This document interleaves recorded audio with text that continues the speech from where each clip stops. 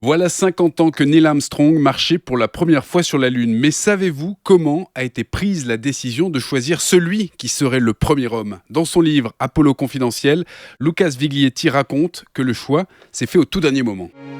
Radiolac, Il y a 50 ans, on a marché sur la Lune. Roger 1202, we copy it.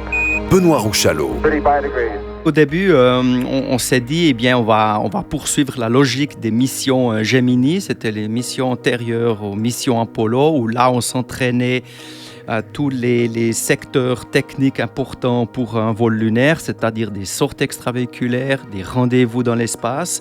Et lors de ces missions Gemini, c'était toujours le commandant qui restait dans sa position en pilotage et le copilote qui faisait les sorties extravéhiculaires. Dans cette optique, les premiers plans de vol pour Apollo 11 disaient bel et bien que ça sera Buzz Aldrin qui sortira en premier et Neil Armstrong comme commandant qui reste maître de son navire et donc il reste à bord.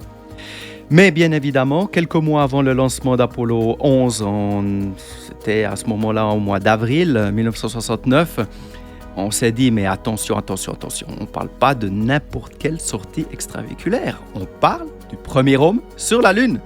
Donc ça serait peut-être mieux pour cet honneur ultime que ce soit le commandant qui fasse ce premier pas. Donc, au mois d'avril, début avril 1969, vraiment au tout dernier moment avant la mission, on a annoncé que Neil Armstrong sera le premier homme sur la Lune, si la mission évidemment réussit. Donc un grand coup de bambou pour Buzz Aldrin, vraiment une très grande déception, parce qu'à l'époque, tous les grands titres de journaux, comme je l'écris dans mon livre, ils affichaient que Buzz Aldrin sera vraisemblablement le premier homme sur la Lune. That's one small step for man, one giant leap for mankind. Lucas Viglietti, auteur du livre Apollo confidentiel aux éditions de Buck Supérieur.